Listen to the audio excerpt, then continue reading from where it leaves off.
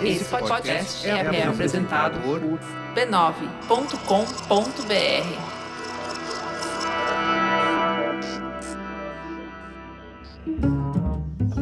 A senhora foi intimidada pelo fato de ser mulher em algum momento? Eu nunca realmente não tive o menor problema pelo fato de ser mulher. Para mim era absolutamente, eu era eu e eu tinha direito de fazer o que eu queria. Tudo que a Aniede fez na vida sempre me impressionou por 2 motivos. Porque eram coisas muito grandes e porque ela é uma mulher fazendo essas coisas. E não sou só eu. Quem tá falando com ela nessa entrevista é a atriz Malu Gali. Vamos combinar? A Aniede era uma mulher se formando na faculdade nos anos 50, uma mulher daquela época decidindo não se casar e não ter filhos, decidindo ser arqueóloga, mudando para a França, atravessando o Brasil na ditadura, enfrentando os desafios da Caatinga, peitando um monte de cientistas. Mas, quebrando as minhas expectativas e as da Malu, a Aniede não acha que ser ou não ser mulher fez diferença no caso dela. Mas as pessoas não, né? As pessoas julgavam a senhora pelo fato da senhora ser mulher e estar ali naquele lugar que nenhuma mulher tinha estado antes aqui, né? Pois é, mas eu nunca realmente acho que nem dei bola para isso. Mas aí eu fui lá para a Serra da Capivara. E uma coisa não cansava de me chamar a atenção. Quase todo mundo que eu estava encontrando em cargos de poder, quem estava à frente do desenvolvimento da região, do Parque Nacional, do IBAMA e de uma boa parte das pesquisas, eram todas mulheres. E talvez ainda mais incomum, em todas as guaritas de acesso ao Parque Nacional Serra da Capivara, quem trabalha são mulheres. Em São Paulo, onde eu moro, é raríssimo encontrar uma mulher cuidando da entrada de um prédio, numa portaria, por exemplo. E lá, as guaritas do parque são todas das guariteiras. Ali na Serra da Capivara, o que me impressionava não era apenas a Aniede, eram todas as outras mulheres ao redor da Aniede. Parecia que eu tinha chegado numa espécie de matriarcado do sertão. Um matriarcado que se formou com a mudança da Aniede para a região, nos anos 90, e que também impressionou a Malu. Era um grupo de mulheres que está aqui há muitos anos, como se fosse um núcleo duro que cuida de tudo aqui. É um matriarcado. Acontece que geralmente as pessoas que vieram trabalhar aqui, ficaram aqui, eram mulheres, né? Os homens sempre vão, vêm e tudo. Definitivamente, a Aniede não é de levantar bandeiras. Mas o fato é que ela se mudou para a Serra da Capivara no começo dos anos 90. E de um jeito muito mais prático que idealista, ela revolucionou a vida das mulheres na região. Uma revolução que desencadeou grandes conquistas e algumas resistências violentas. Uma delas, infelizmente, trágica.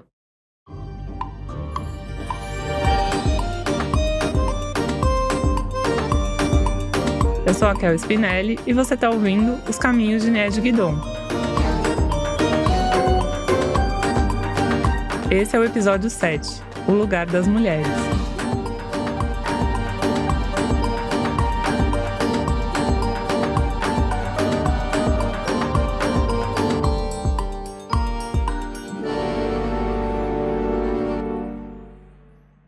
Ao longo dos anos 80, a Aniede morava ainda na França.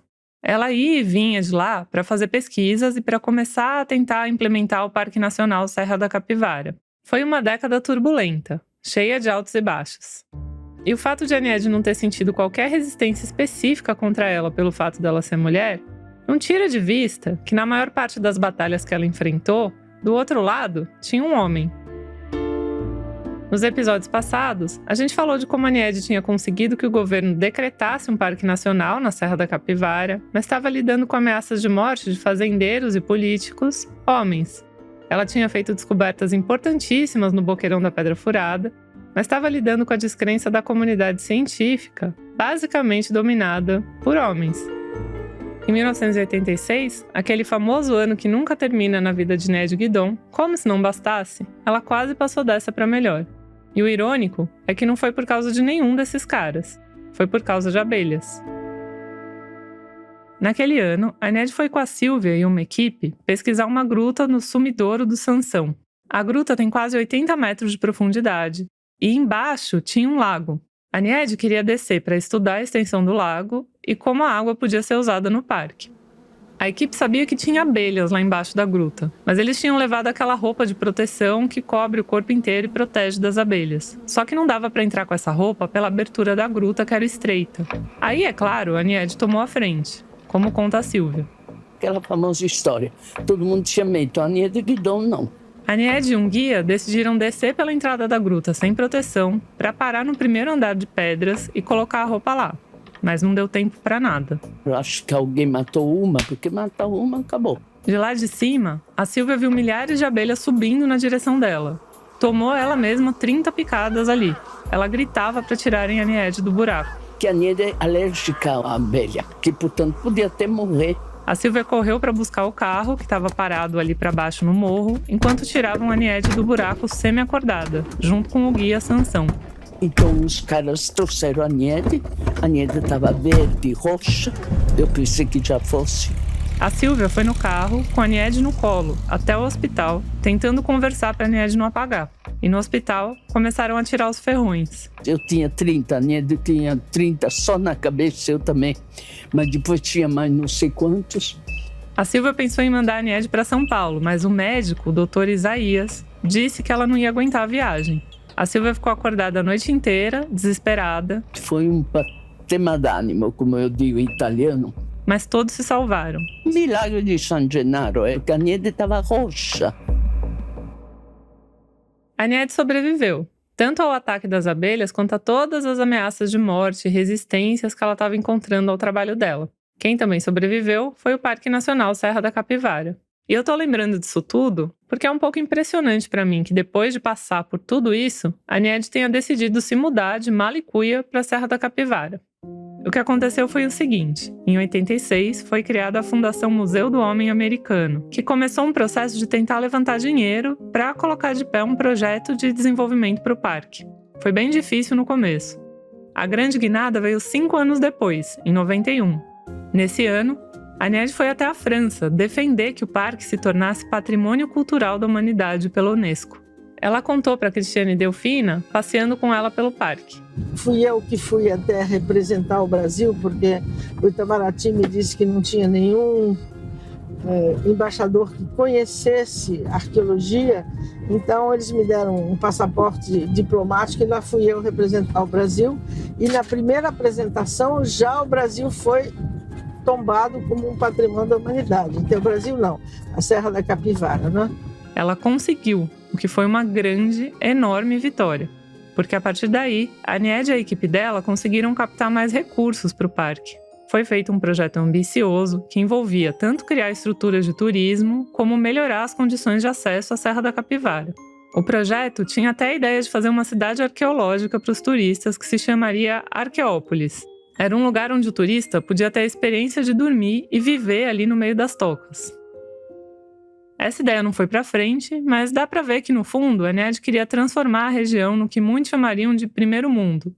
Ela queria que tivesse hotel 5 estrelas, restaurante, piscina, água encanada.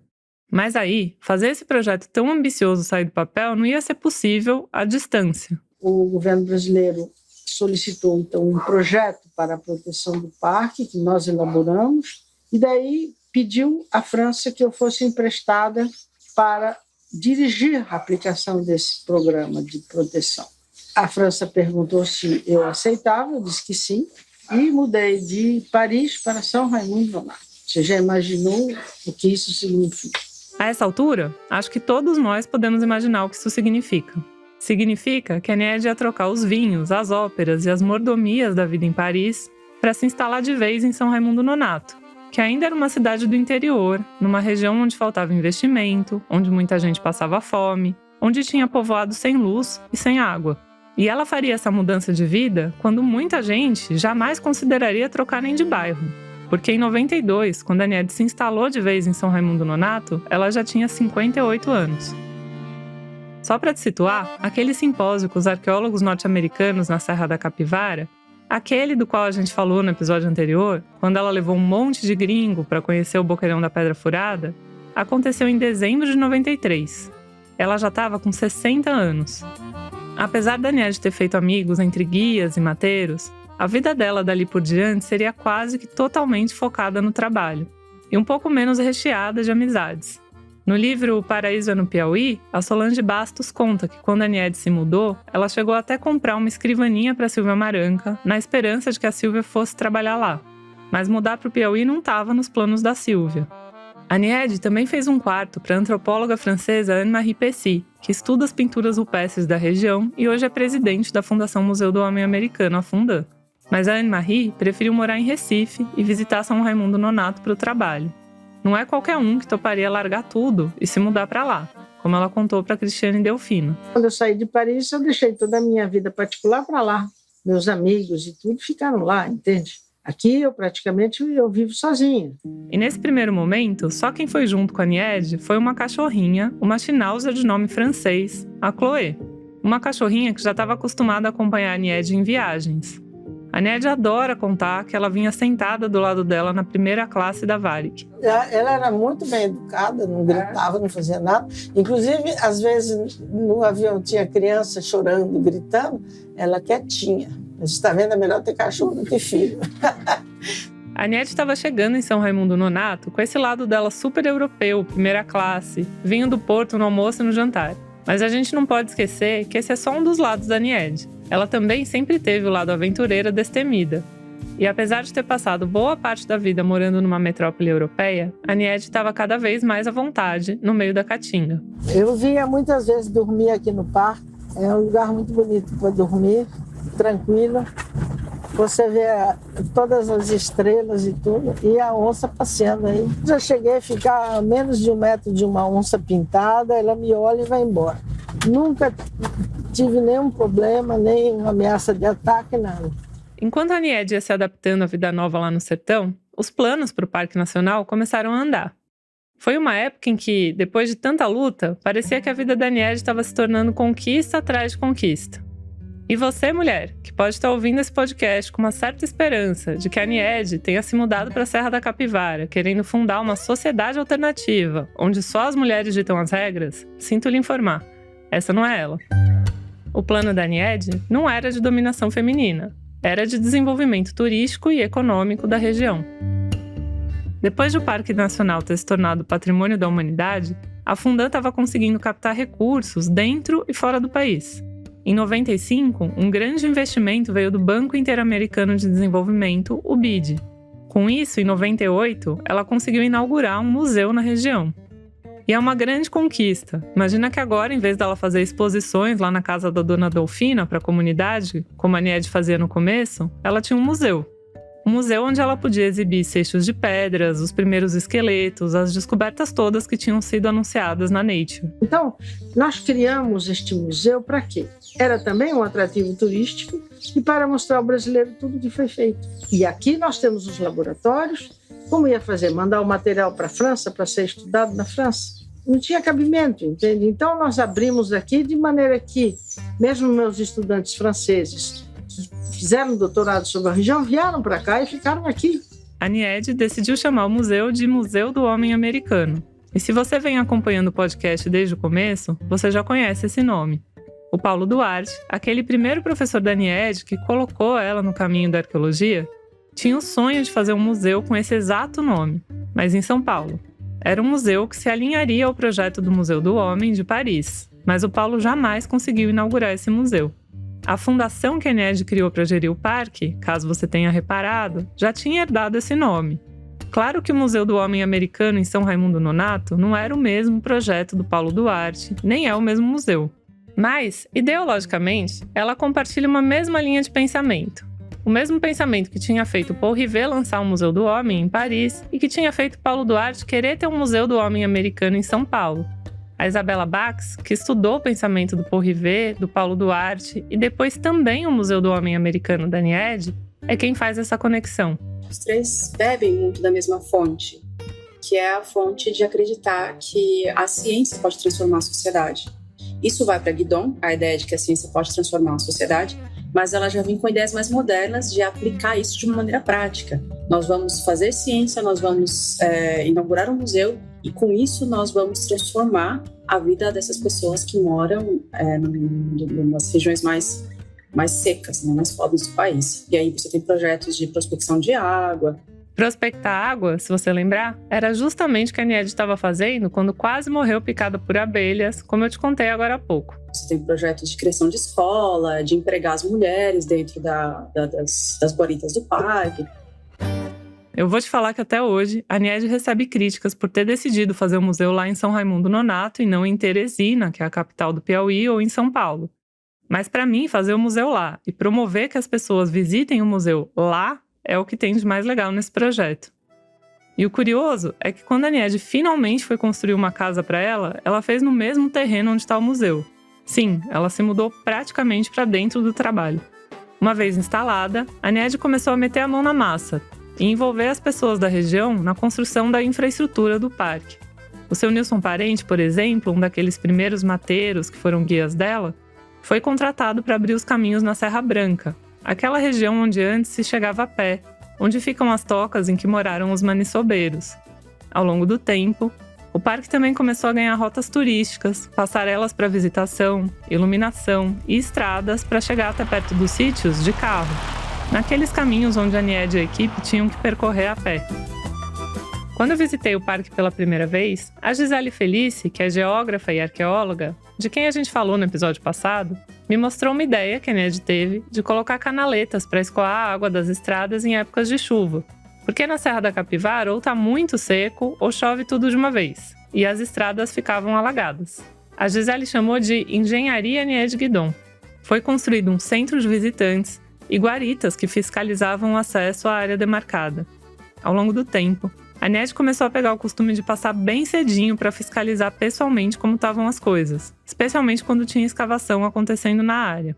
Todo dia, era raro o dia que ela não ia para o parque bem cedinho, e daí ela ia olhar as estradas, ia olhar as valetas, ia olhar os reservatórios de água, ia olhar tudo, desde a pedra até a árvore, né? E olhar os bichos e tal. Depois de um tempo, os carros do parque e as guaritas passaram a ter um sistema de rádio para comunicação. A Aniede também usava o rádio para dar bronca nas equipes de arqueologia se elas estivessem atrasadas. Quero que você entenda o que é estar atrasado no parâmetro Guidon. Se às 6 da manhã a equipe não tivesse saído para a escavação, estava alucinadamente atrasada. E tem uma coisa engraçada que diz muito de como a Aniede foi ficando poderosa na região. Até demais, talvez. Sabe aquela coisa de praxe de você se apresentar quando tá falando com alguém no rádio? Tipo se eu fosse falar oi, tudo bem, eu sou a Kelly, fulano tá por aí? Quando a gente estava em campanha de escavação, a gente saía bem cedo e a gente gostava muito de conversar no rádio, né? A Aniede estava sempre escutando as conversas e sempre antenada, tanto para as conversas quanto para os recados, tal, da parte de manutenção e manejo do parque. E a Aniede, sim, ela dizia, quem está no rádio? Ela dizia, eu falando. A Aniede era eu, né? Eu falando. Quem é? Eu falando. A gente já sabia que era a Aniede. Pela região, como eu disse em outros episódios, a Aniede estava conhecida há algum tempo como a doutora. Para a população dali, ela foi virando um tipo de autoridade máxima. Muita gente ia pedir ajuda para os filhos, ia pedir dinheiro, carona. Também as pessoas às vezes abusavam. Eu me lembro, não tantos anos atrás, uma mulher que me disse, doutora, me compra uma casa. Essa é a Rosa Tracalo. Mas era essa mentalidade de esperar do político, de esperar do... Sim, então ela foi lá na pista nessa posição. Essa coisa assim. A Aniede foi para lá bem sozinha, como eu falei. Mas com o tempo, ela foi formando uma entourage de mulheres que, inspiradas pelo trabalho dela, começaram a se mudar para lá. A Gisele Felice, da equipe de arqueologia, foi indo e vindo lá da Serra da Capivara até que finalmente se mudou de vez. Outra dessas mulheres foi a uruguaia Rosa Tracalo.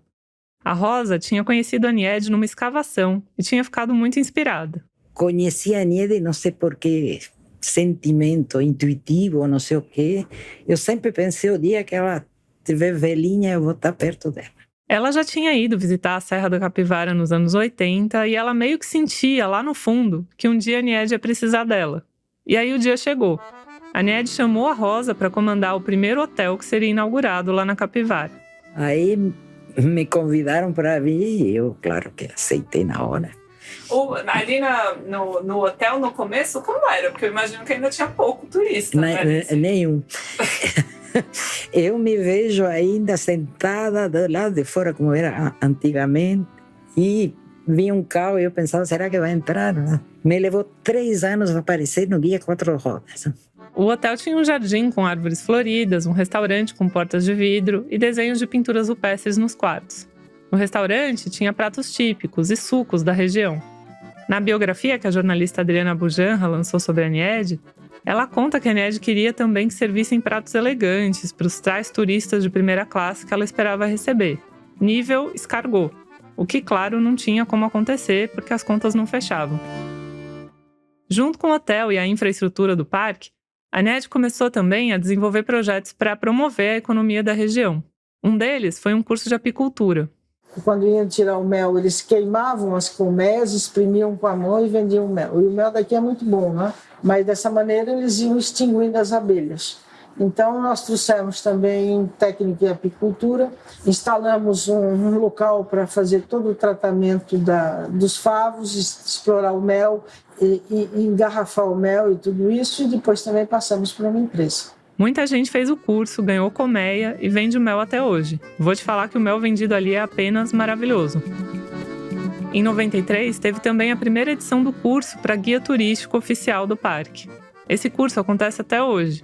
E logo começou também uma pequena fabriquinha de cerâmica. Como é que a senhora decidiu, por que a senhora decidiu criar uma fábrica, além dessa questão aí de ter alguma coisa para... Porque não tinha nenhum artesanato para vender, né?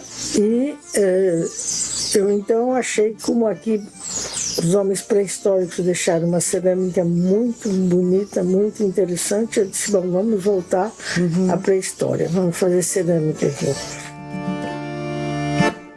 Alguns desses projetos, no começo, foram pensados para serem cooperativas, mas acabaram não dando certo assim, não sei exatamente porquê, e foram se tornando empresas privadas. De qualquer forma, são empresas que empregam bastante gente na região. Outra mulher que acabou atraída sem retorno para a Serra da Capivara foi justamente uma empresária, a Girleide Oliveira, uma pernambucana arretada como poucas. Foi a Rosa que levou a Girleide para lá, em 99, porque conforme a região ia ficando mais conhecida, a Rosa começou a cuidar do turismo como um todo. E então ela pensou em alguém para substituir a função dela no Hotel Capivara. Eu conhecia a Girleide em Petrolina, que ela tinha uma choperia em Petrolina. Aí, conversando com ela, disse, você não conhece alguém que assumiria o Hotel Serra da Capivara? Resposta, eu. A Girleide foi com a ideia de passar um ano sabático e nunca mais saiu de lá. Eu digo, quando é que você precisa? Era terça-feira, isso era sexta, né? Não, terça-feira não, mas na quarta-feira você pode mandar buscar que eu vou estar aí e eu vou para a Serra já. Com pensamento empresarial de negócios, ela começou a fazer eventos no hotel que atraíssem também a comunidade local. Imagina, 1999, tem um fluxo de turistas muito pouco, né? Então o trabalho era conseguir fazer com que o hotel trouxesse a comunidade para participar. Entendeu? Então a gente fazia bons almoços final de semana, fazia show, casamento, formatura. A Girleide viu uma oportunidade naquela fábrica de cerâmica que estava sendo implantada lá do lado da casa do seu Nivaldo. Ali é o Barreirinho, já perto da entrada para o Parque da Serra da Capivara. E o hotel ficava em São Raimundo Nonato, então na cidade maior. Então, essa cerâmica ela só vendia aqui quando alguém passava, né? Eu conhecia a cerâmica assim. Eu fui conversando com a professora Aniede, disse, então, me dê cerâmica para vender. Então, eu comecei, quando ela me entregou para vender, a primeira coisa que a gente fez foi botar uma lojinha dentro do hotel. Por um tempo, a Girleide botava cerâmicas numa Kombi e saía dirigindo pelo Brasil para vender. Nessa época, a cerâmica recebeu o treinamento do ceramista japonês Soichi Yamada. Ele construiu um primeiro forno, ensinou técnicas de queima e tornou as peças modernas e resistentes. Mas o projeto da Aniede para a região não envolvia só o atendimento de turistas. Lá nos anos 90, a Fundan conseguiu o apoio de uma ONG italiana, a Terra Nova, para implementar 5 núcleos de apoio à comunidade, os NACs. Eram núcleos com escola, posto de saúde, aulas de arte e de meio ambiente.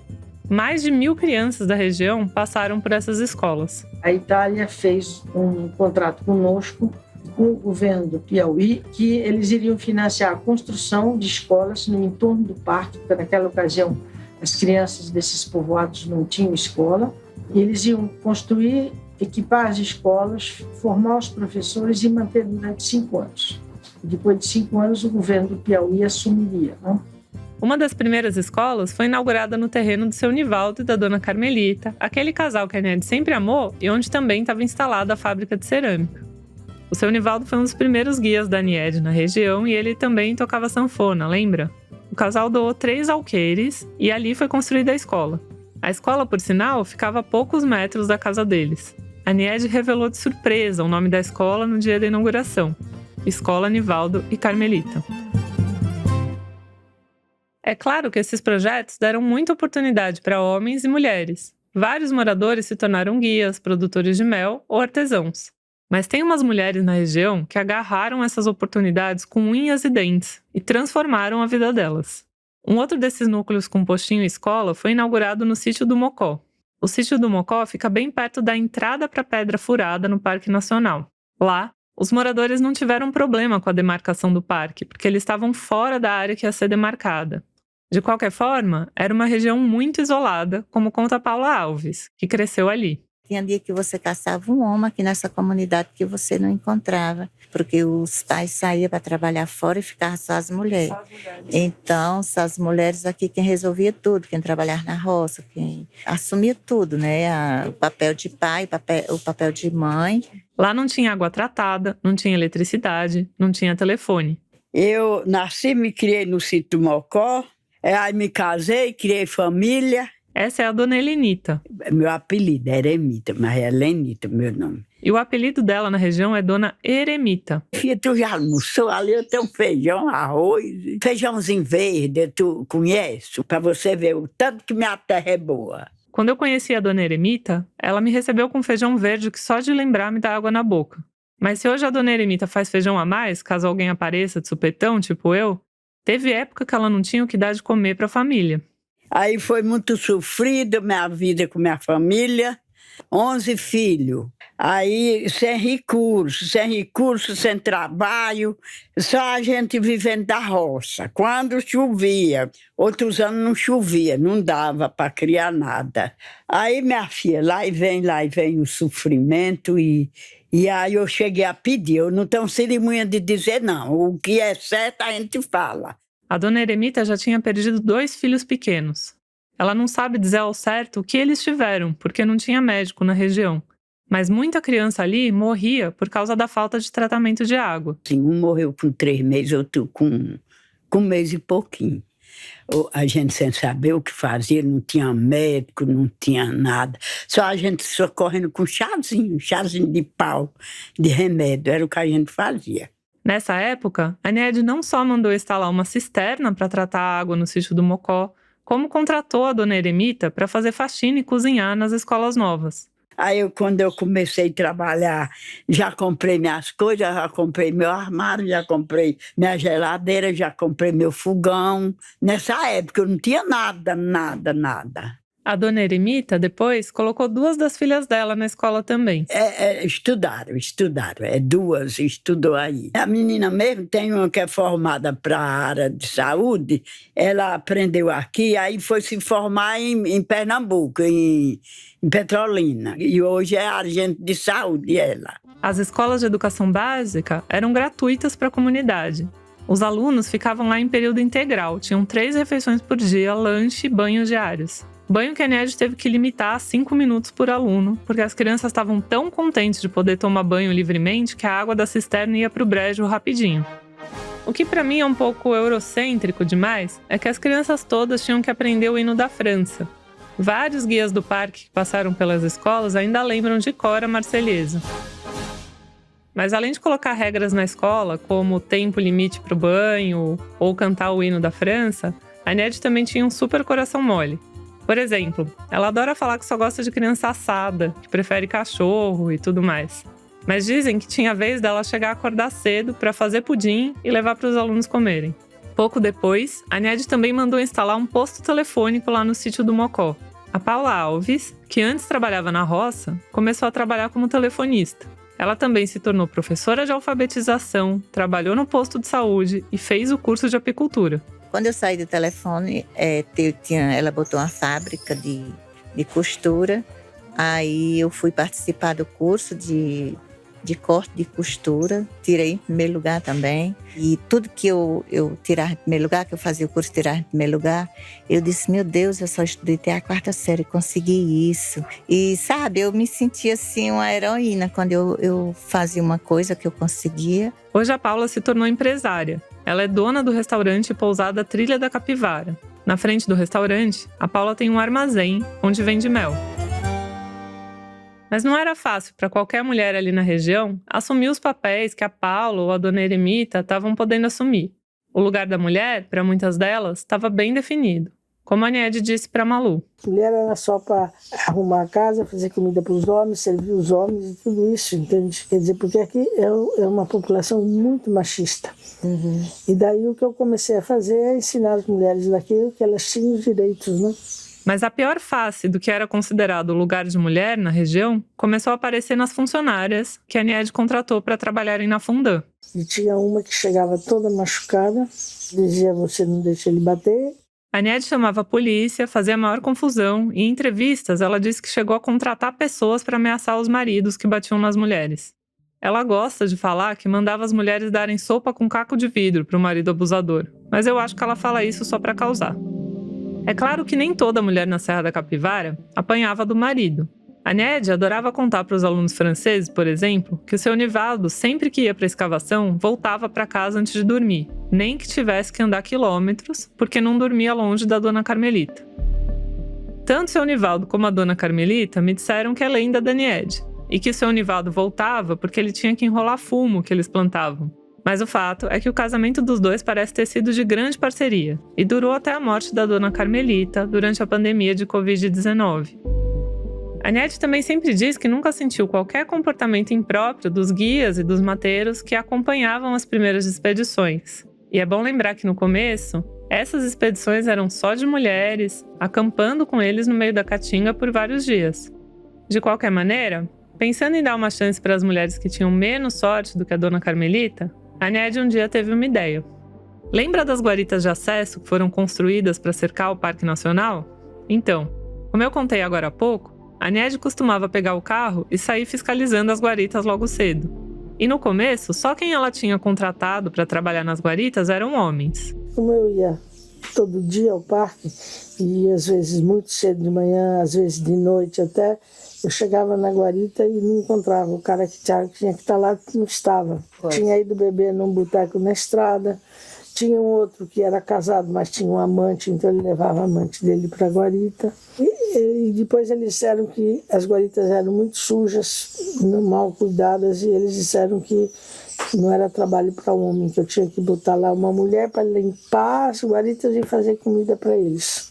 Porque isso não era trabalho de homem. Daí eu mandei todos embora e botei mulheres. Aí, lá para o começo dos anos 2000, a Niede diz que demitiu todo mundo e contratou mulheres no lugar. Não foi bem assim, porque vários deles permaneceram como guardas do parque. Mas as guariteiras da Serra da Capivara viraram tipo um símbolo de como o parque deu oportunidades para as mulheres da região. A Maria de Jesus é uma delas. Meu irmão chegou para mim, para minha outra irmã, e falou que ela estava pegando essas mulheres, nós queríamos fazer esse teste. Hoje, na hora, nós topamos, porque foi uma oportunidade muito boa que ela deu para as mulheres. O teste que a Maria de Jesus fez incluía mostrar se ela tinha força para limpar o caminho, caso precisasse, esse tipo de coisa. O nosso teste foi assim. Eu peguei o machado, minha irmã já pegou uma rastel, que era uma ferramenta não muito pesada, mas nós passamos. Minha irmã era para ficar na cozinha. E eu já ia ajudar também na cozinha e no campo. A Maria de Jesus começou com a irmã cozinhando para outras guariteiras e limpando as trilhas. Depois ela assumiu a guarita da entrada para Pedra Furada. E ela tinha fugido do marido. Ou eu saí ou eu morria. Porque ele era alcoólatra, ele bebia, ele me batia. Houve uma época que ele pegou espingarda para dar um tiro em mim e na minha filha. Eu consegui lutar e consegui tombar, não sei como, mas Deus me deu força. E essa forma de eu trabalhar com a doutora Niede foi a melhor coisa, porque meus filhos já dormiam com fome e depois que eu comecei a trabalhar, jamais eles iriam passar fome. Inclusive mesmo, nessa época que eu me saí de casa e ela me estendeu a mão na hora que eu mais precisei. Como o parque é enorme e algumas entradas das guaritas são longe da cidade, a Niede comprou moto para as mulheres e ia descontando parcelas da moto do salário delas. Mas quem estava nas guaritas ainda tinha que lidar com um problema que seguia acontecendo com o Parque Nacional: os caçadores. Muitos homens da região tinham sido criados caçando para sobreviver ou até por diversão. Na região tinha também caçador, gente que caçava? Tinha. Viviu era disso também. Meu pai era matador de onça, ele matou 216. Naquele tempo era por causa que não tinha nada. Meu pai mesmo caçava, era muito tatu. Caçar era muito chegado, tinha vezes que ele trazia até 10. Mas agora não tem necessidade, agora tem que respeitar. Desde 94, a gestão do Parque Nacional Serra da Capivara era dividida entre a Fundam e o IBAMA. Aí a Aniede denunciava a invasão de caçadores no parque, os caçadores relatavam abusos da segurança do IBAMA. A Aniede oferecia trabalho para quem parasse de caçar no parque, eles denunciavam que estavam sendo obrigados a trabalhar contra a vontade, tipo trabalho forçado. Enquanto isso, vários tipos de animais que o parque estava tentando proteger, tatus, veados, tamanduás-bandeira e até onças, iam aparecendo mortos ou em feiras para serem vendidos. Pode ficar bonitinho? Você traz o... Veja se tem água aqui para passar o... Água para passar? Para limpar um pouquinho ela, que ela se babou muito. Em 2005, foi lançado o curta Capivara, feito pela jornalista Karina Matos. Em determinado momento do curta, a Aniede aparece em casa, segurando no colo algo que podia ser um bebê enrolado numa manta. Ela tá com um casaco azul esportivo, desses de ficar em casa. Ela vai andando de costas pelo terraço, passando por uma televisão desligada, por uma bicicleta ergométrica e uns brinquedos pelo chão, até chegar num sofá, coberto com uma manta. Quando ela se senta, a gente pode ver melhor o que tá no colo dela, um filhote de onça. 3 índiozinhos que aquela onça comeu. Essa onça é bicho brabo, é um bicho terrível, é um bicho tão bonito. Pronto, tomou banho? A Aniede canta essa canção de niná pra oncinha, enquanto passa nela pedaços de algodão com água. Depois, a oncinha brinca no terraço com um poodle da Aniede.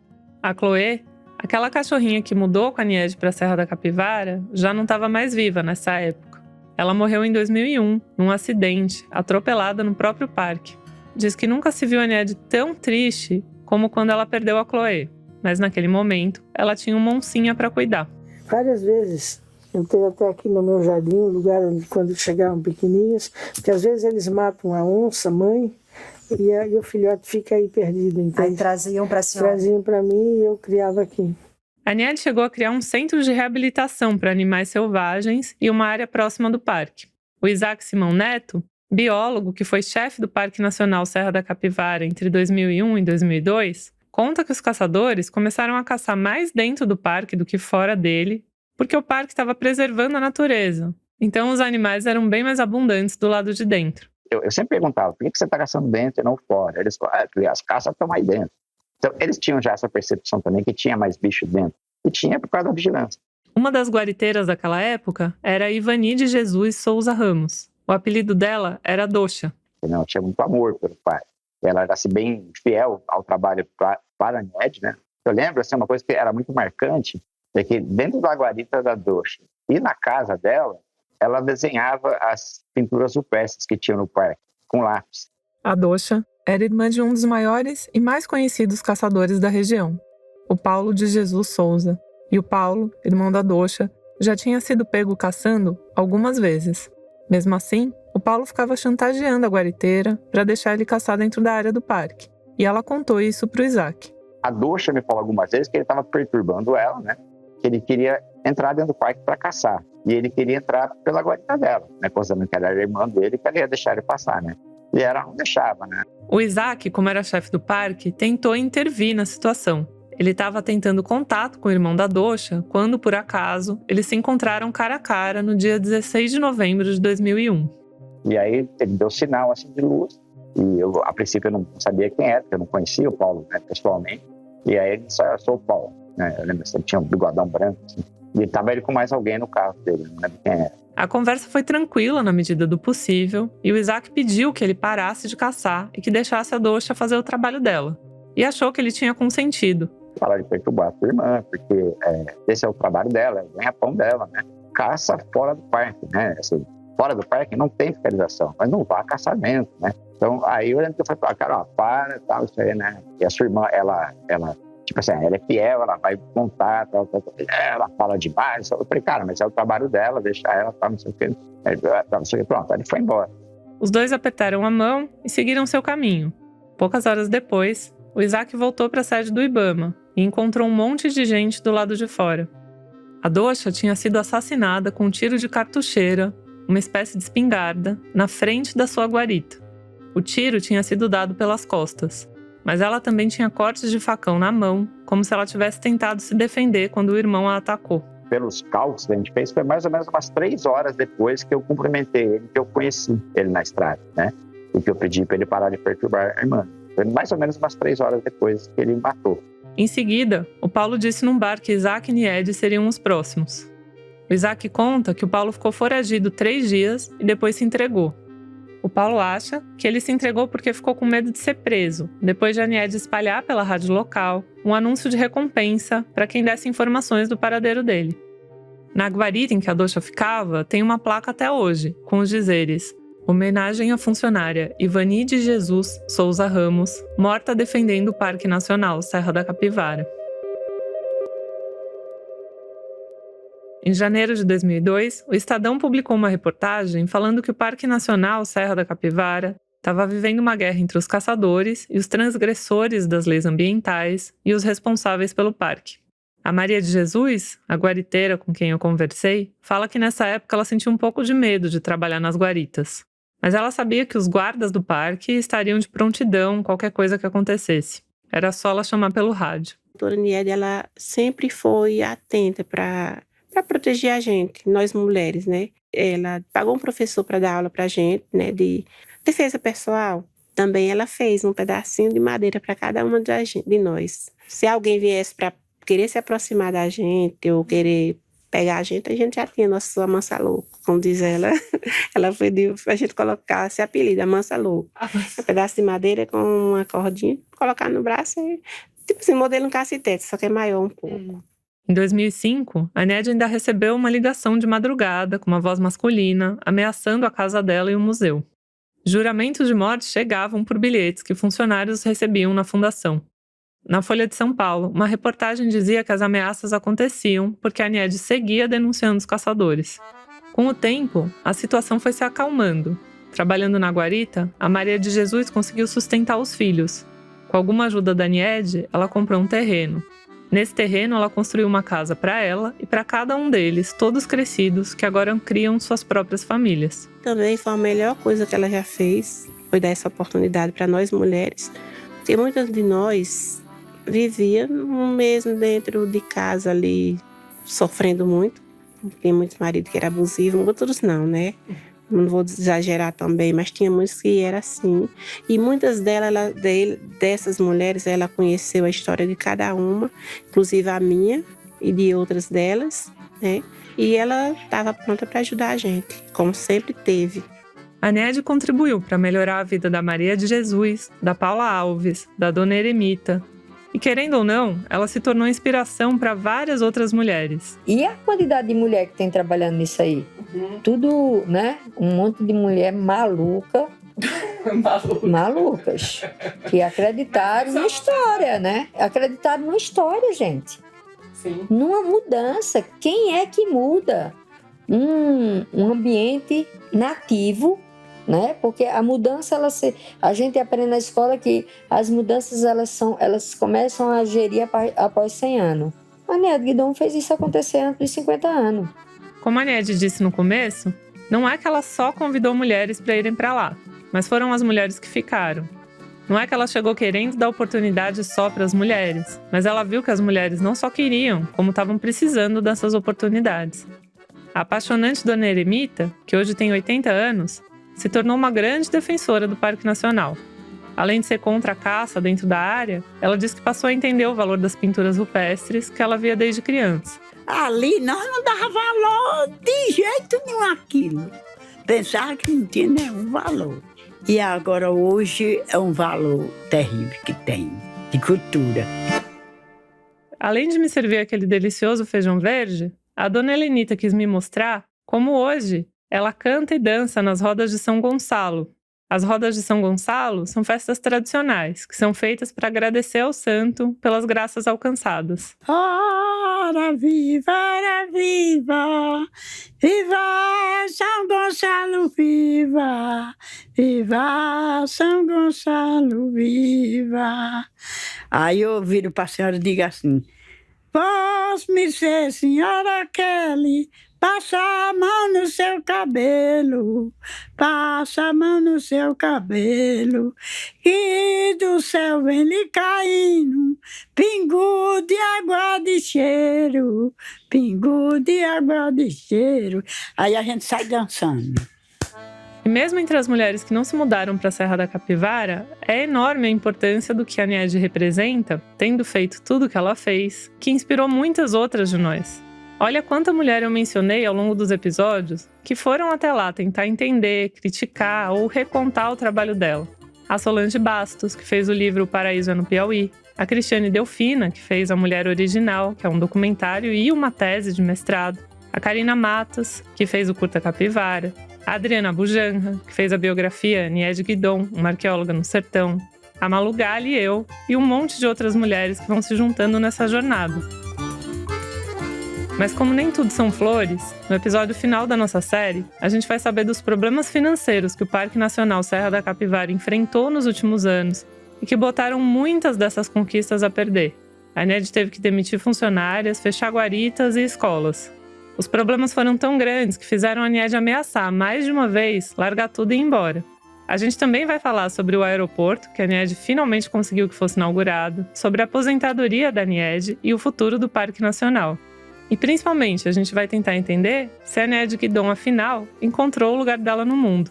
Eu te espero. Mas se você está tão desesperançosa, por que lutar tanto ainda? É porque se a gente vai perder, luta até o último momento, né? A hora que acabar o último round, eu vou estar desmaiada, caída no chão, pronto.